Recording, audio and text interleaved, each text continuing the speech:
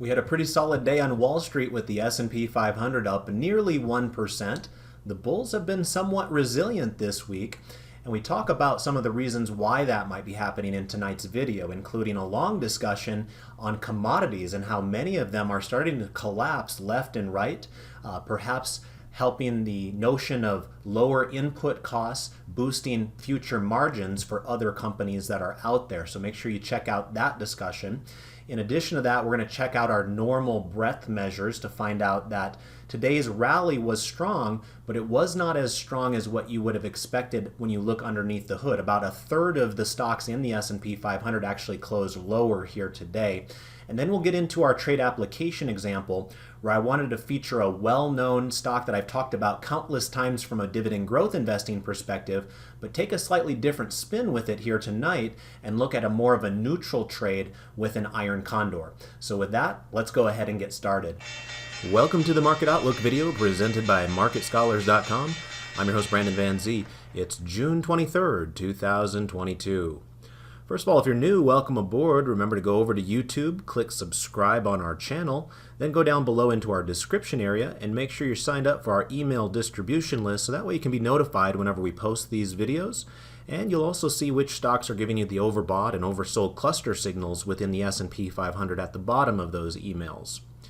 Additionally, we're heavy users of Twitter. My handle is @BrandonVanZ.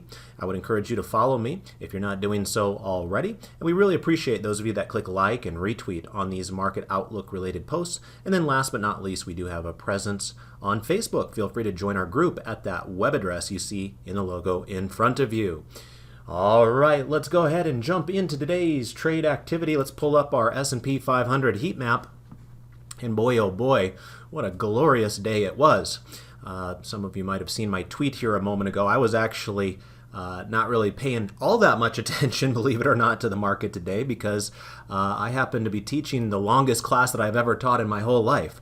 5 hours and 14 minutes by the time I sat up from my office chair. So it was a long one for our Q&A session for our premium members here today. So when you're teaching a class for 5 hours while the market is open, you're not paying intense attention to what's actually taking place. So I could glance off to the side and see the market was up a bit, but I didn't realize until I got out of class that it was a pretty strong day, all things considered. The bulls have been a bit more resilient here this week. You know, every time it looks like the bears are going to take over again, just like they have so many times in recent months, the bulls have kind of stepped up to the plate this week. Now, I still tend to believe that we've got a long ways to go before we are past all of the ugliness that has started earlier this year, but I also recognize that stocks don't go straight down just like they don't go straight up. And so this is probably a bit of a bullish bounce within an overall more bearish trend. And so enjoy it while you've got it. But hey, it's better than seeing losses every single day. So we'll take what we can get here. Looking at some of the bigger movers today, of course, the larger squares representing the bigger market caps, they tend to catch our eye a bit more here in the S&P 500. You can see Amazon had a very nice day. It was up 3.2%. That stock has kind of flirted with $100 per share ever since doing its, I believe, 20-for-1 stock split here a month or so ago. Remember, Google's not going to be far behind them within the next month or so in front of us. Google will be going through their own 20-for-1 stock split, putting their share price down closer to $100 per share as well. They were up just barely here today. Not a big day there for Alphabet, only about 0.5% to the upside. Facebook/Meta was up about 2% here today. And then off on the left-hand side here, where we've got some of our mega cap tech giants, Microsoft had a nice day up over 2%. Apple also had a nice day up over 2%. Visa was up about 1.5%. Intuit had a nice day up 5%. ServiceNow was up 5%. So there's a number of stronger movers there. Here's that Synopsys. I was happy to see that Synopsys was up 2.66%. Remember, that was my trade application example that I did in Tuesday's video. That was more directional in nature, so that was one where we need it to go in the direction in which we place the trade, which is up in this case. So happy to see that that one is off on the right footing so far. Of course, with swing trades these days, you can't really count your chickens before they're hatched because market conditions are so choppy. But I am happy to see that one is in the positive side of our ledger thus far. Down on the bottom side, you see some bigger healthcare names also in the green. Johnson & Johnson, Eli Lilly, which is actually one of our swing trades in my factor-based swing trading class right now, and then United Healthcare. Those three big giants in the healthcare world all up about 2% here today as well. You had some decent snapbacks in the consumer staples area. Procter & Gamble was up nearly 3%. Clorox had a really good day. Clorox has had a very good week. Now, they were crushed last week, so that's part of the story there, but it is good to see them kind of firming up a little bit. Clorox was up 6% here today. Walmart was up over 2%. So now onto the other side of the ledger where we see some red, and I think the one that probably stands out the most to a lot of you looking at this right now is right here in this little corner of the world, and of course that is the energy world. Oil and gas stocks got smacked here today.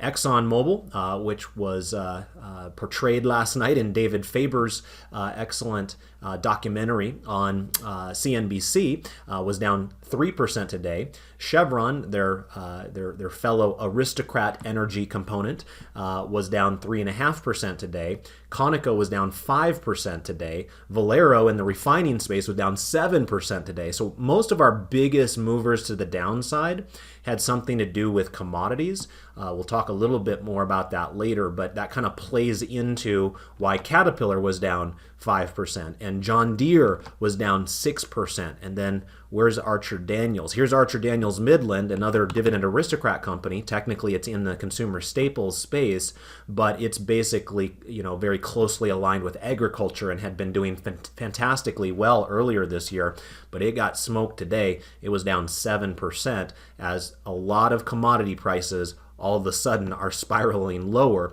and hopefully that is a positive element for the rest of the market that is concerned with inflation, right? When commodity prices are surging, the rest of the market gets concerned that there's going to be higher input costs in their finished product.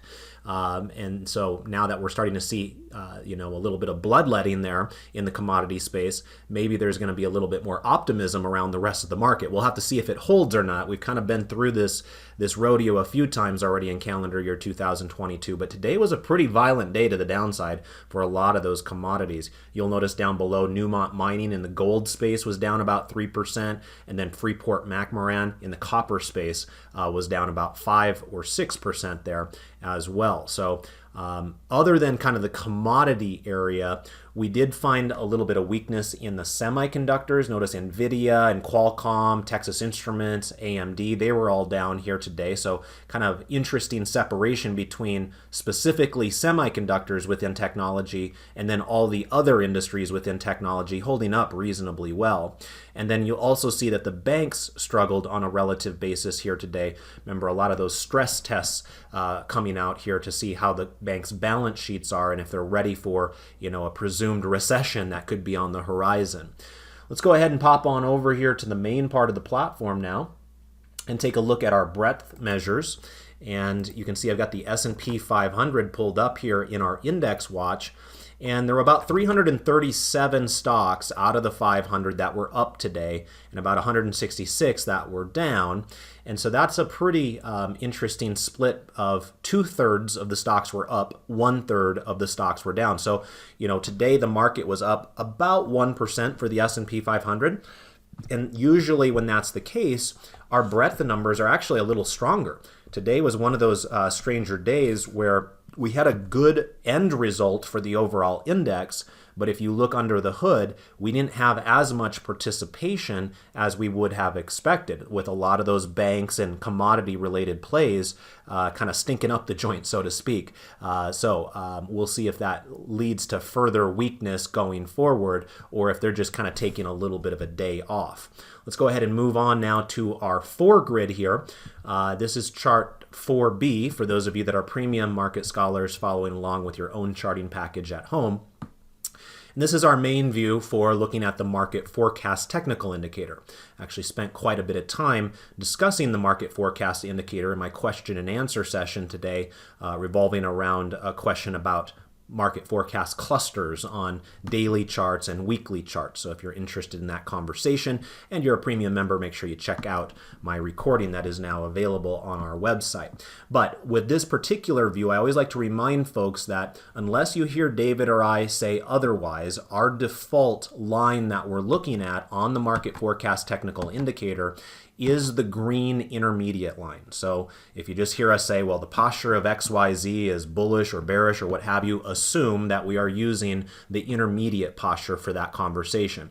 You can set your posture with the near-term line or the market sentiment line as well, but we would be sure to specify that in our language if we were thinking about it from that perspective. You know, kind of like with the synopsis trade that I showed you guys on Tuesday, where we talked about the bullish near-term divergence, and we talked about specifically the near-term line. But otherwise, the way that we judge posture using this tool is based upon that green line.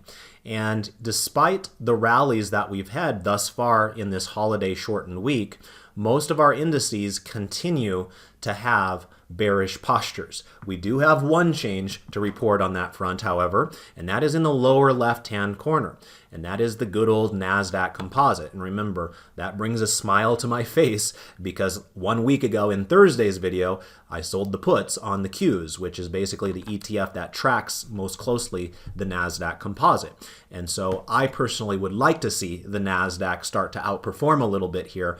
It would improve the odds that we'll see a second straight max gain win on that QQQ sold put trade that I did. So we'll keep our eyes on that, but so far so good. I'm happy to see the progress in the last 3 or 4 days where the NASDAQ has seen a little bit of a change of direction, right? Heading back higher again. Now, we don't want to make too much of it because we have to remind ourselves that we're still below a falling 30-day moving average. And so this is not me saying that, hey, the NASDAQ's now going to turn around and we're going to be at all-time highs soon. That's not what I'm saying at all. What I am saying is that with last Thursday, looking at the NASDAQ's weekly candle chart, right? I showed you this weekly candle chart instead of the daily candle chart and showing you that oversold cluster signal. I think that was a good opportunity to think about selling a put at a reasonable location down below, which happened to match up pretty well with where our pre-COVID highs were back in 2020. So again, happy to see the NASDAQ start to show a bit more resiliency and perhaps even taking a bit of a leadership role here all of a sudden, as it is our only index to have a weekly bullish posture. That's what that light green background color is telling us there. So it flipped from strongly bearish yesterday to now weekly bullish today, and it's the only one of these 4 that can make that claim. The others are right behind it. So, if we can have another big update tomorrow for the markets, I think we'll start seeing some more green lights turned on, so to speak. You can see up above here, the S&P 500's green line is at 17 and rising. Remember, it just has to get above 20 before we have that posture change. So like down here on the NASDAQ, it's at 21 right now. That's because it eclipsed. It got above 20 here today.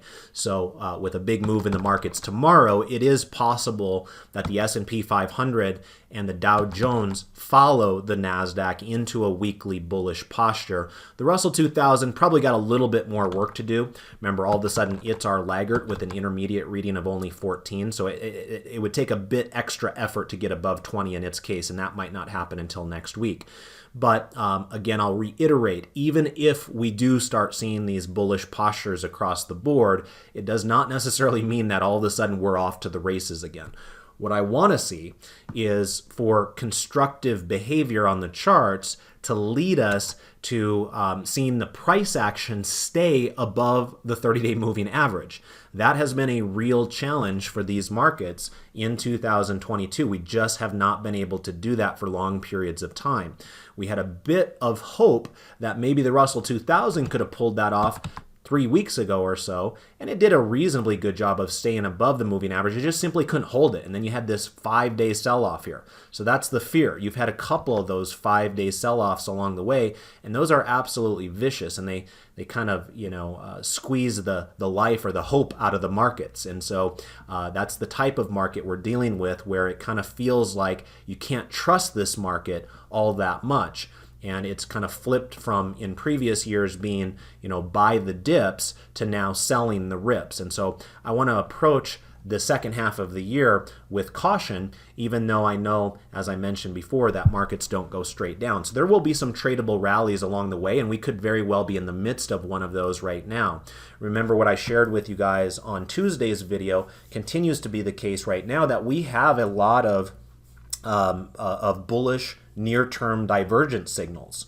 And that's across the board. We talked about this a little bit yesterday in my factor-based swing trading class as well. But when you have that signal set up on a lot of individual indices, that means that the stocks that make up those indices in many cases also have those patterns set up. So it's not just the S&P 500. It's not just Synopsys. There are, dozens and dozens, maybe hundreds of companies that have that signal right now, and that could, start working its way into the system, lightening the load, so to speak, kind of running over some bears here or there, and giving a little bit more optimism into the system. So keep your eyes on that possibility. But for right now, I'm going to try to temper my enthusiasm. As I always say, I prefer when stocks go up. So I'm a realist and understand that's not always going to happen. But as a long-term investor, I would prefer to see stocks go up. But I'm also going to look at this objectively as I can for you guys here during this free YouTube video that we present called The Market Outlook. So that way, those of you that are much more active with your own accounts can kind of try to be a little bit more agile based upon some of the things that we're seeing. And right now, I still have my hesitations because despite the NASDAQ going to a weekly bullish posture here, all four of these charts remain below a falling 30-day moving average. And until we can stay above that moving average for a longer period of time, I'm just going to continue to assume the worst out of the market and assume that it's eventually going to roll over again and that we're going to have a few tradable rallies along the way. So we'll all find that out together. But it is good news.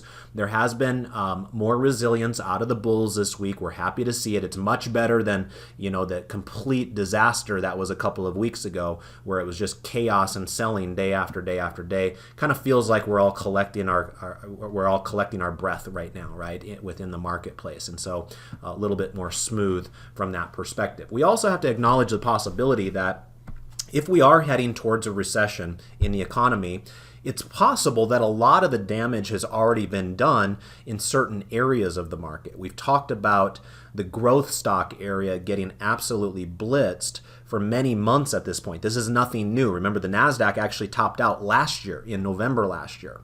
And so it's possible that a lot of the lumps have been had, so to speak. They've already taken their lumps, and therefore it's possible they'll start stabilizing before some of the other areas like energy and staples and utilities that had held up a little bit better previously. Maybe they're the ones that need to give back a bit more of some of their possible gains they've had in recent years, because a lot of the growth stocks have already done that. Some of those growth stocks, like Netflix, down 70%. That's pretty insane if you think about it.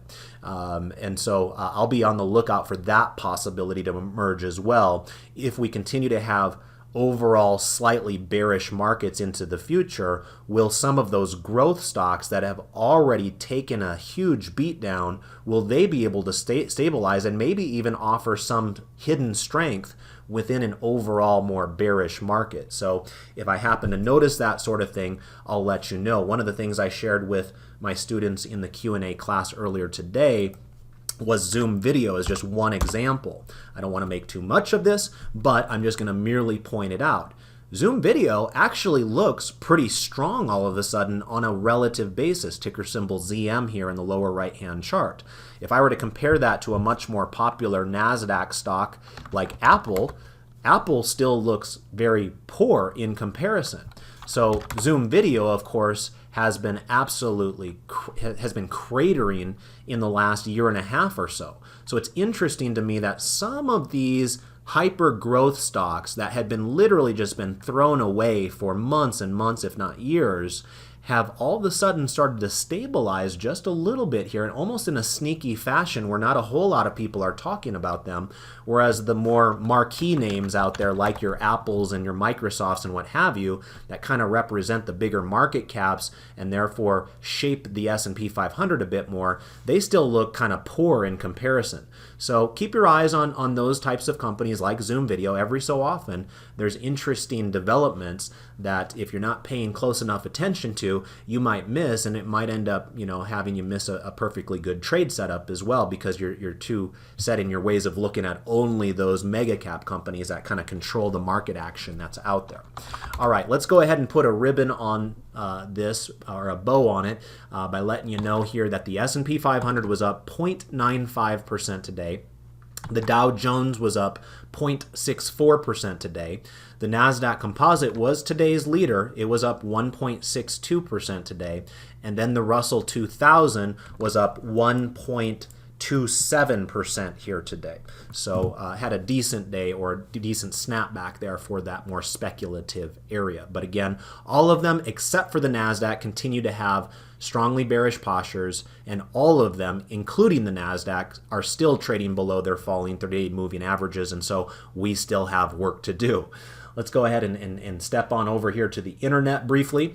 I always like to get a chance to say thank you to all of you wonderful folks that are helping support this presentation. By the way, I've been trying to mention this in the last 2 or 3 times that I've been doing the video, but because I still get some emails here or there, it makes me wonder if folks are just missing that part of the presentation, or maybe they're just not listening. I'm not sure. But David has been on vacation for the last week. Remember, whenever David or I are on vacation, oftentimes we're still going to be on Twitter. So if you're wondering, seems like I haven't heard from David lately, or I haven't heard from Brandon lately, check our Twitter feeds and you'll probably see pictures of our vacation. So David is out there enjoying himself, but the good news is he'll be back. He should be back, in fact, this evening. And so his class tomorrow will be held, and I'm assuming that he'll be doing a market outlook video this weekend as well. Remember, we do these videos here completely for free. We've never made a cent off of doing these videos, and so it's a big obligation for us to do, even when we're at our home offices, let alone trying to lug our equipment around with us when we're supposed to be enjoying ourselves and our family on vacation. So we appreciate your guys' patience around that point. Just like you guys have full discretion on whether you want to watch the videos or not, we have full discretion on whether we want to produce the videos or not. And most of the time when we're in our home offices, we'll be happy to do that for you. But as I always say, what I'm looking for out of my presentations is to get at least 100 likes. As long as there's 100 of you that are benefiting from my insights and my analysis, then I'm happy to spend the 3 hours out of my day to do this video. If there's less than 100 people that are getting benefit out of my time, then I start to question whether my time is worthwhile doing these videos. And so because we were up and over 100 likes again, I will plan on doing a full-length video here right now for you. Remember, in the future, if there's less than 100 likes on Twitter, then I would just do a 15-minute quick hitter video. So if you guys are getting a little bit sick of these longer form videos and you'd prefer just a really quick recap of the market, then don't click like. But assuming you like these longer form videos where I give you trade application examples and go through a lot more charts, then that's the only request I have out of it. You don't have to pay me a cent. All you have to do is take 5 seconds out of your day and click like for me there on Twitter, and you can see that you can do that on this little Twitter widget below where you're watching the video if you so prefer. Otherwise, you can go directly to Twitter itself and you'll find it pinned to the top of my timeline. You can also find the link to the tweet in the description area of the YouTube video if you're watching there. And then we also have a link to the tweet in question in the notification email that many of you receive as well. So there's 4 different ways you can find that if you want to help us along. And thank you once again to 117 of you that stepped up to the plate for me last time around. Also, earlier today, I taught my question and answer session. Later on this evening, David will be teaching his portfolio management with ETFs class. So he's doing that in the evening this time only, simply because he's getting back from his vacation tonight. Normally that would have been held during the day, but he kind of pushed that back. And then tomorrow he'll be doing his technical analysis class at his typical time there. But earlier today I did, as mentioned before, have quite the extravaganza. By the time I finished the class, it was 5 hours and 14 minutes. And I do believe that is the longest class I have ever taught without even standing up during that whole time. So we had tons of great stuff to sink our teeth into here today. If you've been looking for additional content out of Market Scholars, I got a question about dividend growth investing watch lists. We went through kind of 74 different dividend stocks, and we honed that list down to 37 stocks that we would find appropriate and acceptable in this market right here, right now. We talked about what happens when a company cuts its dividend but could still have a somewhat higher yield, and how do we think about different dividend cuts in our dividend growth investing exit rules of our trading plans. How do we discern between a dividend cut as a result of, let's say, a spin-off versus one where a company may have challenges from a business model perspective? I also got a question about looking at Hewlett-Packard as a potential dividend growth investing candidate. I also got a question about the calculation of daily and weekly clusters and tried to explain things to folks about how those clusters are generated, how they are calculated, how I use them personally in my own trading when it comes to things like selling puts and different things like that. I also got a question about, how is implied volatility calculated on an individual stock, and whether it's similar to something like the S&P 500, and how we can kind of understand implied volatility a little bit better to help us become more proficient put sellers. I also got a question about where we can look for growth stocks on the Market Scholars website. I also got a question about selling puts on Medtronic and how to consider whether you want to roll that trade or not. And then I also got a question about, how to trade bearishly from a trend trading perspective, and whether you'd want to short sell companies or whether you might consider something like inverse funds or what have you. So tons of great stuff here. 5 hours worth of content earlier today. I needed quite the refreshments after that, as my throat was getting sore by the time that was all said and done. So lots of good stuff for you to sink your teeth into if you're looking for additional content and if you are a premium member of Market Scholars. And then let's also take a look here at our factor selector tool. Remember, I put this together on Tuesday evenings in preparation for my Wednesday morning class. So it's a couple of days old by this point, but still give us a general direction here in terms of any rotations that might be taking place or what have you. And there was something of interest that took place here recently, which is dividend yield fell down to the second place position. And that's a little bit new because, as you can see when you backtrack with this green ball, that it was in the first place position for 7 straight weeks. That's basically 2 straight months. Dividend yield was the leading factor out there. It's not that it cratered here recently, but it has slipped enough where it is now in the number 2 position, and low volatility took over for that particular area. On the bottom side of the market, we do have low size, and that should not come as a big surprise given what I shared with you guys on Tuesday night's video, along with earlier here just tonight, that the Russell 2000 all of a sudden is a laggard compared to the 3 other indices that are out there. And so low size is the closest fit from a factor perspective, which would be most closely aligned with the Russell 2000 small cap universe. And so that is not the greatest place to be from a strength perspective right now. So something new to sink our teeth into all of a sudden. The more speculative small cap area has been thrown to the side. The less speculative low volatility area is a place where folks are leaning into the opportunities in this current market. Let's go ahead and pop back on over to the main part of the platform now and start doing some 12 grid analysis.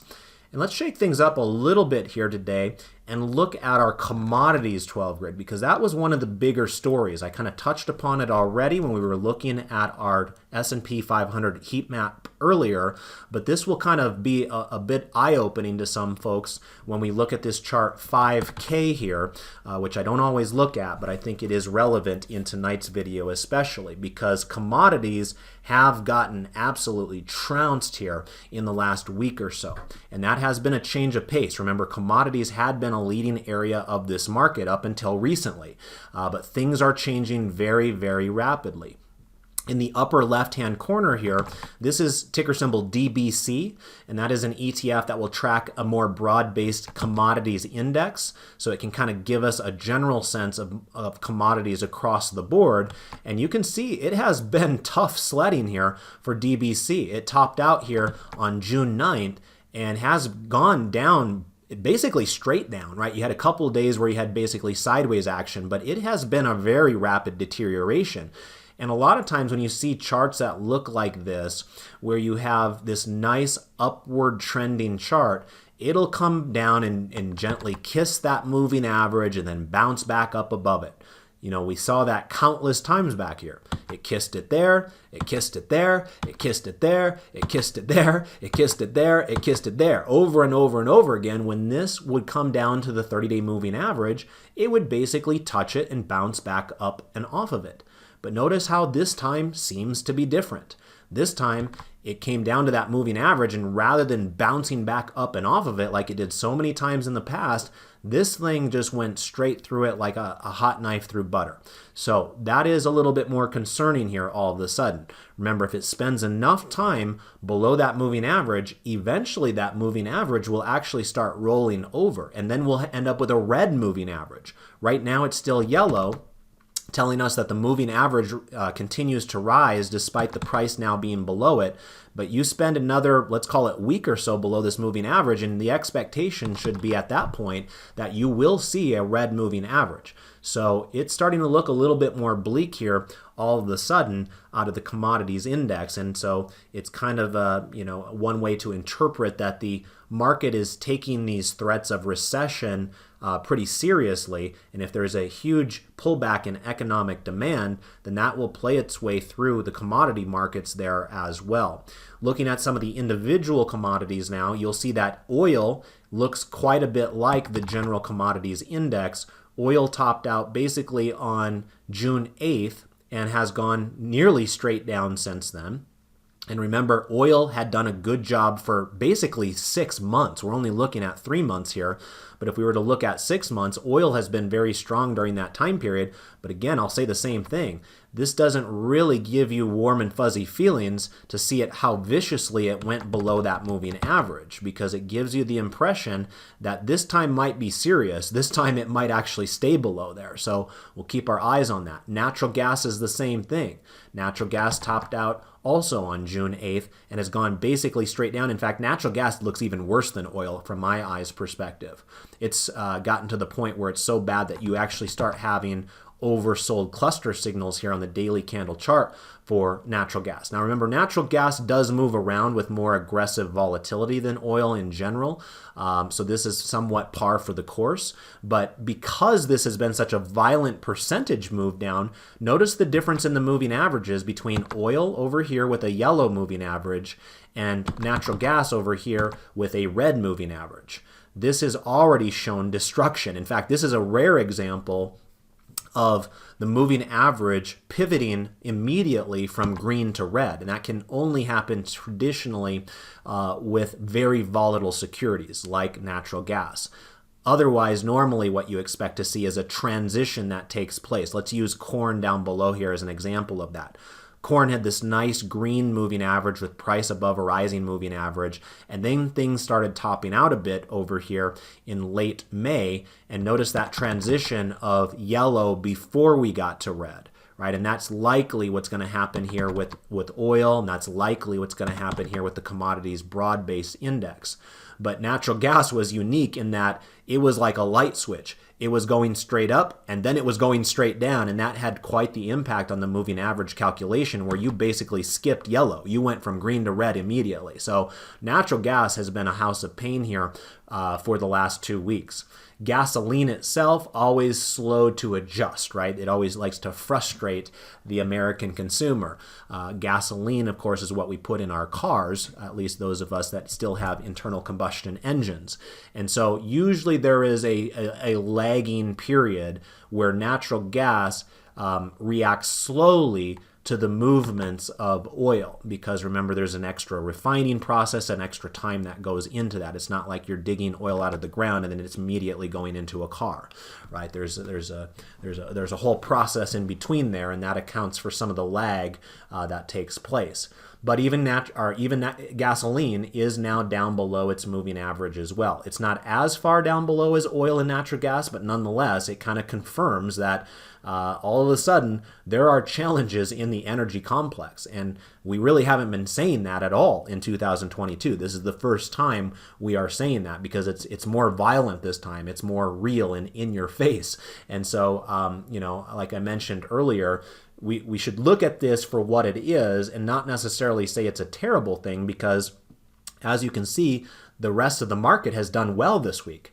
When oil and gas are lower, that sometimes gives the rest of the market the green light to start rallying a bit more, because those cost pressures are coming off. And whether that is temporary or permanent is anybody's guess, but at least from that perspective, you can kind of think of these as sacrificial lambs. And when oil prices and gas prices are going lower, it is a way to sacrifice those areas of the market to give benefit to the rest of the areas of the market. Continuing on this conversation, in the middle rung we have our metals. And so gold on the left-hand side does still retain its light green background, telling us that we have a weekly bullish posture there. But even that chart doesn't look great, right? We're still using this downward trending 30-day moving average as a resistance area. So I'm still in that kind of mindset where I don't really trust gold all that much yet. I'm still open-minded about it. So if there's a big violent move higher, I'm willing to change my mind. But right now, given what I've seen, this stock or this ETF tends to bounce down and away from its falling moving average. And it just hasn't really proven to me that it wants to do anything other than that. So it's good to see that it hasn't maybe moved down as much as some of these other commodities, but it's not like we're sitting here saying that gold's chart looks good. It's just that it looks slightly better than some of these other very terrible avalanche charts that are just, falling day after day after day. Silver looks pretty terrible right next to it.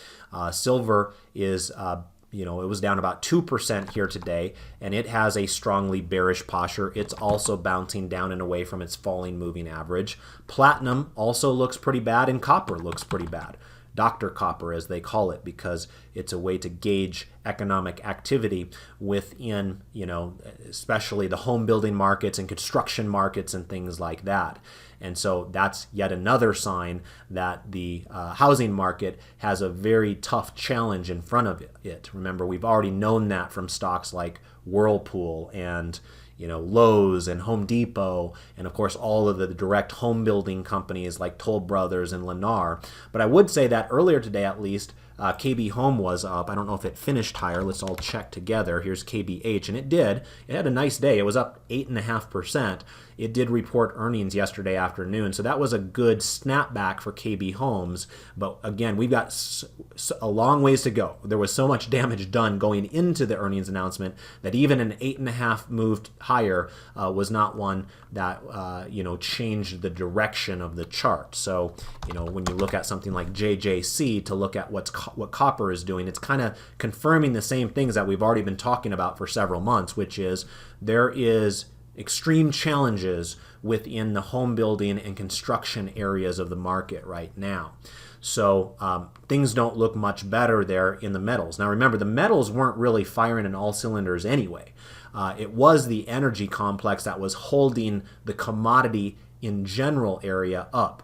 The metals have not really been assisting there. The metals were already going lower for the last month or two. And then on the bottom rung, we got our soft commodities with various agriculture products. We've got corn, in the lower left-hand corner here, and that thing nosedived today. It was down 5%. So remember when I showed you earlier what was going on with Archer Daniels Midland? That's part of the reason. What you typically find is that the grain processing companies like Archer Daniels, Bunge, and some of those, they're going to follow what's going on with the prices of agricultural products.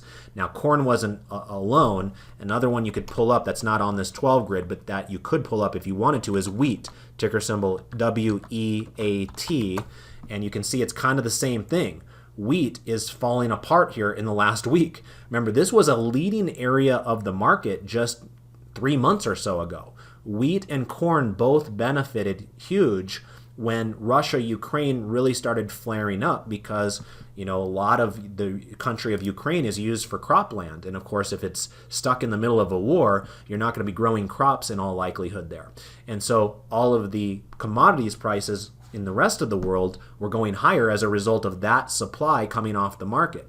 Now, all of a sudden, these commodities going lower has you wondering, do we have some sort of a truce on the horizon in the Russia-Ukraine situation, right? Or are there perhaps other areas that are going to make up for that lost supply, and that's the reason that prices are going down? It's hard to say. What we do know factually is prices of these soft commodities are getting trounced here in the last week or so. And again, similar to conversation, what I mentioned before with oil and metals, when commodity prices go lower, that is a net benefit for the rest of the market. So if you're a General Mills or a Kellogg or something like that, that's trying to buy wheat and corn off the open market and convert it into cereal to sell to consumers in the grocery store, then when commodity prices are going lower, your input costs are going lower, and therefore your profit margins could be going higher. So, you can use these as sacrificial lambs, as I mentioned before. You do have a couple of green charts in the lower right-hand corner. Cocoa, I would classify the same way as I classified gold, which is it's great to see that you have a weekly bullish posture there, but am I going to throw a parade for it? No, I'm not. These are still downtrending charts, so I'll believe it when I see it. And right now, what I see is a downtrend of lower highs and lower lows for cocoa. Coffee is a little bit of a different story.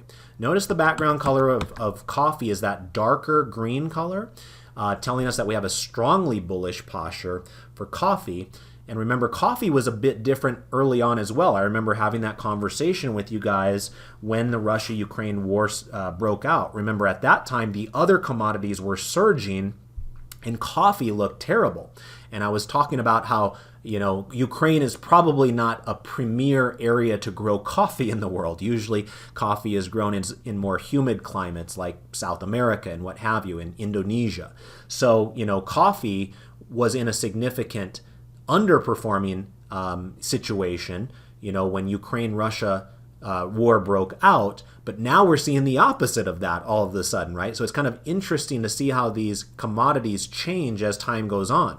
Now all of a sudden, some of these other commodities are nosediving, giving you the impression that Russia-Ukraine could be wrapped up sooner rather than later, and the net opposite is happening there with coffee. Coffee all of a sudden is firming up because it's not really being impacted by Russia-Ukraine. And so, all of you coffee drinkers out there, myself included, are going to continue to buy your coffee beans regardless of what's happening in other parts of the world. So you're seeing a firming up of coffee here. So out of all of these commodities charts we're looking at in front of us, the only one that I feel reasonably good about at this exact moment in time is coffee, and that's a change of temperature from me, right? In recent months, I would have said, buy the dips on things like oil and gas and things like that, but all of a sudden my tune is changing. And remember, your tune has to change if you are thinking about short-term trading. Information is always changing, and you have to be flexible in your mindset around that. So things could be afoot. Changes could be afoot in front of us right here, right now, where all of a sudden there is a major transition that seems to be taking place within the commodity complex. And a lot of those prior ones that were doing so well are starting to fall by the wayside. And the one that was doing poorly before, coffee, is the one that's actually rotating into strength right now. So if you're dabbling in the commodity area, maybe coffee has something for you. Otherwise, be very cautious in a lot of these other areas because we see broken support levels all over the place in commodity world. Let's take a look at what's going on with the sectors here today. and look at chart 5C with the sector 12 grid. And here you can see that we mostly have the same conditions of what I reviewed with you on Tuesday, and that is still bearishness across the board. But we do have one difference here today, and that is in the lower left-hand corner, and that's healthcare. Remember what I talked about earlier with the heat map, where we saw Johnson & Johnson, we saw Eli Lilly, we saw United Healthcare. They all had very strong days. And it wasn't just today. Some of them have been rallying for multiple days, like in the case of Eli Lilly. And so I think you're seeing a net benefit there into the healthcare ETF. Now remember, this is a market cap weighted one. So the bigger companies like your Johnson & Johnson's have a bigger impact on XLV. They might not have as big of an impact on the kind of neutral one or the market weighted one. Or I'm sorry, the equal weighted one, I should say. And I think for healthcare, that's RYH, right? And that one would give you a little bit of access to the smaller and mid-cap healthcare companies with their influence. But at least in the large cap land, we are starting to see some positive movements within healthcare. Now, I'm going to say the same thing here that I said with cocoa and with gold, which is I'm still not going to throw a parade for healthcare. Am I happy to see it? Sure. I actually own quite a few healthcare companies myself, so at least from that part of the portfolio, it's getting a little bit of relief here in the last week. But because we remain below that moving average, I still have my hesitations. And again, I hope I'm wrong about that. I hope this is the start of an epic rip higher in healthcare, along with all the other sectors that are out there. But I have to approach things very cautiously, with a realistic mindset, more pragmatic attitude. Not going to be a cheerleader here, because the truth of the matter is we still have a series of lower highs and lower lows. And we still continue to trade mostly below the moving average. And therefore, until that changes, you've just got to approach things with a little bit more caution. Maybe cautious optimism, but more caution still indeed. You can't just go and say, okay, all the bad news is out there. Now we're off to the races again. It just doesn't quite work that way. Usually a bottoming process is just that, a process that ends up taking many, many months. It's not just something that happens overnight, right? That's why David and I stressed to you guys so much during the COVID time period how rare that was, right? We were all talking about that V-shaped rally and recovery back there during the COVID spring time period of 2020. But the reason we talked about it so much is because how rare it was. It was the steepest drop in market history followed by the steepest recovery in market history, and that is completely out of the ordinary. Typically what happens is you have a long multi-month process to discover when tops are formed and when bottoms are formed. So, maybe this is the initial push towards trying to bottom for healthcare, but I would be surprised if this was the bottom for healthcare, right? So we'll all find that out together moving forward. But today was at least a positive day for most areas of the market. Healthcare actually ended up being the second biggest performer today. Believe it or not, utilities led this market today. That's a little surprising. Utilities were up 2.35%.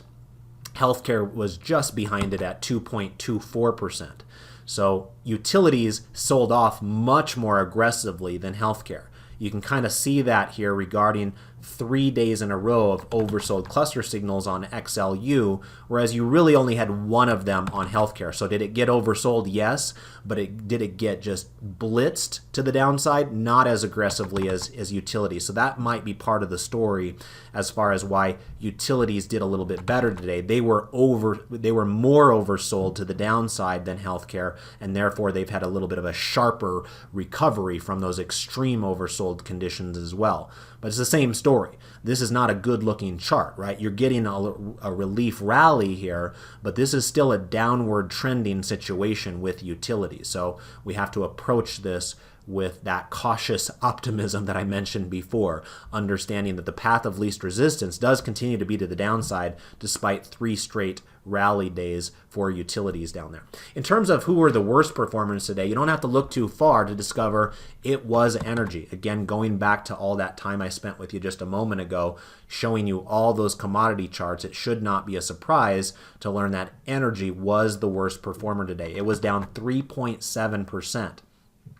It was down so much that, believe it or not, energy actually has its own oversold cluster signal as of today. And remember, it's the only one of these sectors that has an oversold cluster signal today. In other words, it's telling us that it is moving differently than the rest of the market. Energy previously was probably closer to giving you overbought cluster signals. But because of how quickly this thing has fallen out of bed, you actually have a rare oversold cluster signal for energy. That might very well be one of the only ones this year. Let's go ahead and right-click on this, maximize the sell, and then go to a year-to-date daily candle chart. And let's see how many we've had this year. And yeah, my hunch was correct. This is literally the first oversold cluster signal on the daily candle chart for energy this entire calendar year of 2022. So it is very rare. Most of this year has seen energy up, and away, and each time you were rewarded for buying the dips. This time may be the time that fails. And it's now so ugly, the selling was so vicious, that you actually have oversold situations here where we're probably due for some sort of a bounce. But of course, at this point, as you guys know, if you've been following my analysis over the years, my assumptions are now changing around energy. Could we get a bounce here up from these oversold conditions? Absolutely. The question is, what do we do once we start approaching this downward trending 30-day moving average? And now my fear is it will be used as resistance, and you might see those energy stocks roll over for portions of the remaining part of 2022. So let's be on the lookout for that possibility. But that is unique, it is new, and that is hopefully worth its weight in stopping by and attending this presentation tonight, because I would think that a lot of you like to know new information, and this is something that is hot off the presses. It has not happened one single time in 2022 until this exact day here today on June 23rd. We've got our first oversold cluster signal on energy. And remember, that's the only chart that we can make that claim with. All of the other charts have had oversold cluster signals. In fact, you can see all of them happening here in just the last 3 months, with the exception of materials. That's the only one where I don't see a green dot on the chart.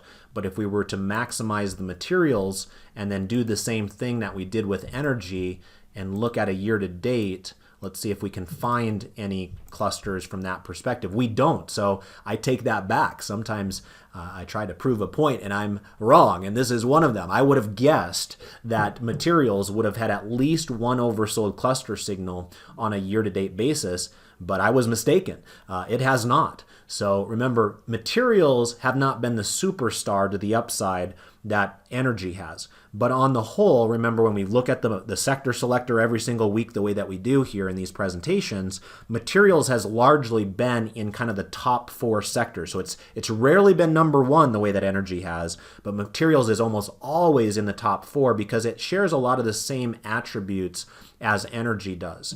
And so I guess from that perspective, it makes a little bit more sense, knowing what we know now, that materials has not had a single oversold cluster signal. They did have this overbought cluster signal here on April 20th. That would have been a great time to be selling out of your materials companies, by the way. You're probably wishing in hindsight that you might have done that, because materials is now down significantly from that overbought cluster signal. But we have yet to have any oversold cluster signals. So a rare, maybe conversation or trivia at your next cocktail party, perhaps, that energy actually got an oversold cluster signal before materials. Materials is now the only sector that has not had a single one of those along the way. Could it happen relatively soon? Yes. When you have this green line in the lower reversal zone, remember, it's the hardest for the green line to get down there. It's much easier for the blue and the red line to get down there. So if we have a sell-off either tomorrow or early next week, especially in the materials area, you could very well see materials follow suit with what energy just did here today. So kind of interesting to see things and how they're developing and largely changing all of a sudden after many months of not a whole lot of change. Now we are seeing significant changes led largely by what's going on with commodities right now. All right, let's get into our trade application example. And so I'm just going to pull up chart 3A for this conversation. And remember, we do our trade application examples during the trading day. So as I was joking with my class, I actually got out of that 5-hour class with just 45 minutes to go before the closing bell. So I said, I better hurry up and go find a trade application example for everybody. But when I do those trade application examples, I then send out the alerts to all of you on Telegram to let you know what the execution prices were, what the strike prices were, and all that kind of good stuff. So that way, those of you who are premium members of Market Scholars get a slight benefit to everybody else who's just watching the free YouTube video, in case you wanted to take action on it when the market was open, as opposed to waiting until the next day. So today's trade application example was from Amgen. Now, Amgen is a company you've probably heard me talk about quite a bit over the years. It's a company I admire quite a bit as a dividend growth investment, but that is not how I'm playing it in tonight's video. In tonight's video, I'm looking at it through a different lens as a trader instead of as an investor. And what caught my eye with Amgen is basically how flat as a board it is in comparison to the vast majority of other charts that I've been looking at out there. All you have to do is just look at the 30-day moving average to make that distinction. It is basically going straight sideways, and you have some very obvious levels of resistance, and you have some very obvious levels of support, right? You kind of have almost this nice perfect pattern right here where you've got a high here followed by an equal high over here. You have a low down here followed by an almost equal low down here. And guess where we find ourselves right now? Almost perfectly in the middle of those highs and those lows. So I'm sure many of you probably know what trade idea I'm going to present to you after I've described that. And that idea is going to be an iron condor. Now, for those of you that are newer, you might not know what an iron condor is. It's a multi-legged option strategy where rather than picking where you want a stock to go, like is the case with a lot of our other trades, like when I did the synopsis trade as an example on Tuesday that I showed you guys, that I showed you I wanted to go higher. It's a directional trade, and so far it has done just that. But with Amgen, it's a little bit of a different story. Here I'm saying I don't really care what direction it goes. I just don't want it to go extremely high or extremely low. What I'm instead trying to do is trap it within a couple of levels. And so with this trade, I think I did, let's see, I sold the 230 puts and I bought the 227 puts. And then on the call side, I sold the 255 calls and I bought the 257 calls. So the two sold contracts are the ones that you want to pay attention to, because it's really between those two levels where you want Amgen to be for the next 22 days. So on the put side, we want it to stay above 230. On the call side, we want it to stay below 255. So if we come back over here and look at the chart, maybe we could do a little drawing here as well, and I will show you on the top end where 255 is. And remember, we get a little bit of leeway above that because of the credit that we take in as well, but just to keep it simple here tonight, I'll just draw two basic lines, and on the bottom side, we're going to look at 230. So these two blue lines that I've drawn on the chart represent kind of the track where I want Amgen to stay within. I do not want it to break out either above that track or below that track. And as long as it can stay somewhere between these two blue lines for the next 22 days, similar to what it's done for most of the last 3 months, then that iron condor trade where you take in a credit to start that trade should be a winning trade there for you. Now, if it breaks out above the top line or if it breaks out down below the bottom blue line, then my trade is in trouble and I'd likely end up having to take a loss on that. But remember, part of the appeal of an iron condor is you do know what your worst loss situation is, right? It's a defined risk trade. That's part of the reason why you're buying the call and buying the put as part of that trade. It's the sold strikes that drive whether you make money on the trade, but by buying the long strikes, it ensures that you don't lose too much if you're wrong with your analysis as well. So that's what I had for you here today. Pretty basic trade where I just want the stock to basically keep on doing what it's been doing for the last 2 months, which is to stay somewhere between 230 and 255, and if it does that for the next 22 days, then I should be in a position to profit from that trade idea. So that's what I had for you here tonight.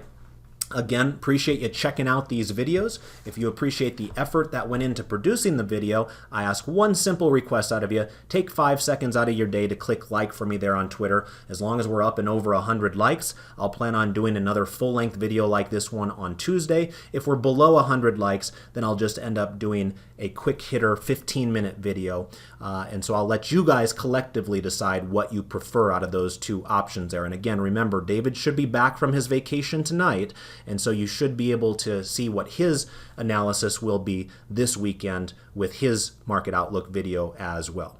So with that, I want to wish you all the best of success with your trades and your investments. Goodbye for now.